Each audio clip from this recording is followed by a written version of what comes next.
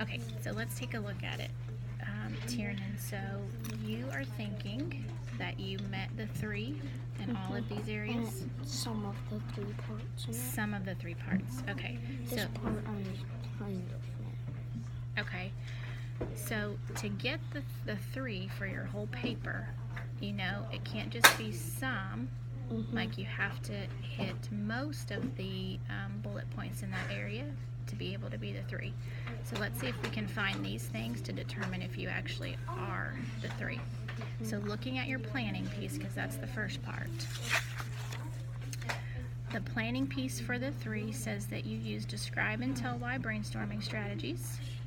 Those may include notes on description, notes on important sketches, thoughts, attempts at, figurative language, and cafe strategies and specific vocabulary. So I'm going to do this so maybe people can see that, what you're thinking you did there. So you think that you have these things, so let's check it out. Language and cafe strategies. So you have a caution. If you There's an anecdote. I don't really know how to say that. The anecdote, your mini-me story. Okay, so your object that you're describing is the dictionary. So you said a caution. If you don't know how to use it well, then that could be a problem for your writing. That is a great caution. You could even explain that a little bit more too. Why would that be? But I'm just going to put that there. And then here's your mini-me story. Once I was writing a story and I did not know how to write a word, but Super Dictionary helped me write a word. That's great. So you do have your cafe strategies. You've got this part here, using your describe and tell why brainstorming strategies, and you have some notes. So I would agree, for this section, I think you've definitely hit the 3.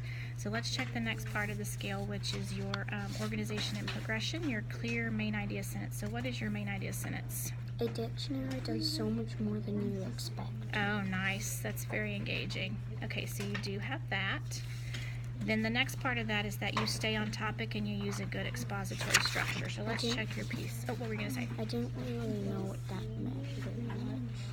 Okay, so which part of it do you not know what it means? I don't really know, like, use good expository structure. I didn't really know what that part meant. Okay, so that's good that we're having this conversation then. So when we talk about expository writing, one of the things that we've talked about is this.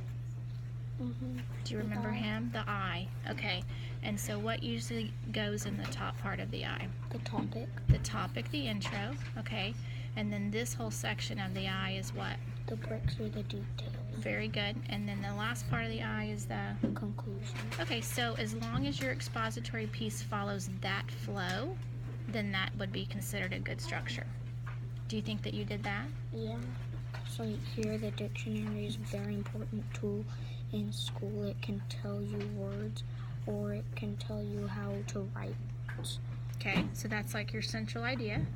And then you think this whole section here would be your bricks or your details? Yeah, and then down here, that is what I think about the dictionary. So that's kind of your conclusion. Yeah. Okay, well then I would agree with you. I think that you used a good expository structure. The other part of that is stays on topic. You feel certain that you did. You've already got that highlighted, and I think that you have as well. So I'd give you a 3 for that too. So let's look at this section, because here you've got some stuff, but not everything highlighted there that you're thinking. So this is idea development.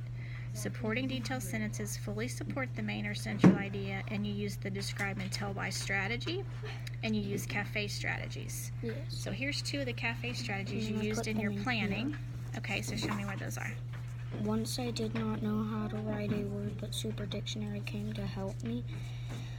But if you don't know how to use it well, then you could be, that could be a problem for your writing. Okay, so that was your caution, and then where's your anecdote? Oh, that was your anecdote, sorry. Right there. Okay, good, so you have both of those. Then the other part of that, your supporting detailed sentences fully support your main idea. I think they do as well. Okay, so then here's the part you were wondering about. use of language, words and phrases to help paint a picture, individual personality starts to show. And that section is where we look at figurative language and word choice. Did you have any figurative language?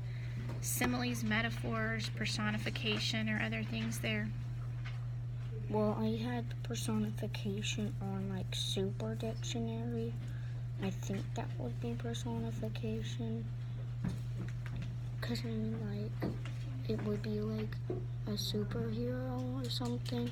Super Dictionary.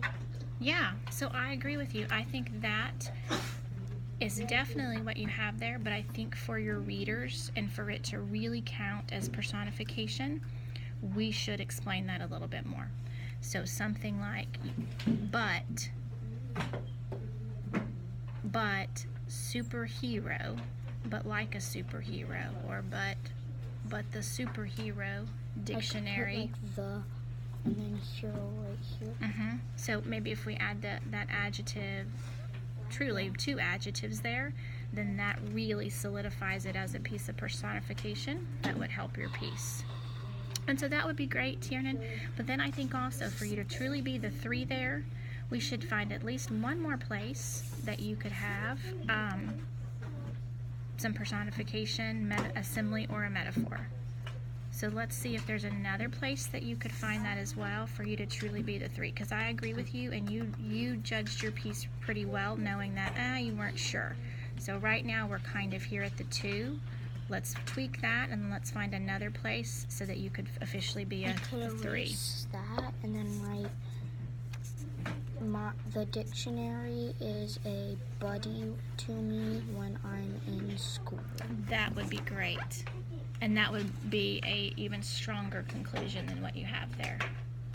Okay, so let's try that. And then that would ensure that you would be the 3 in that area. And then as I look down the scale, I could say that you are a solid 3 on your whole piece. Would you agree if we do that? And you do agree that right now, without those 2 things, that we're kind of here in the 2 spot, or maybe a 2+ but not quite there? Yeah.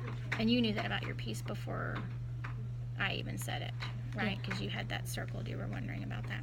Okay, so let's try those 2 things and see how it goes.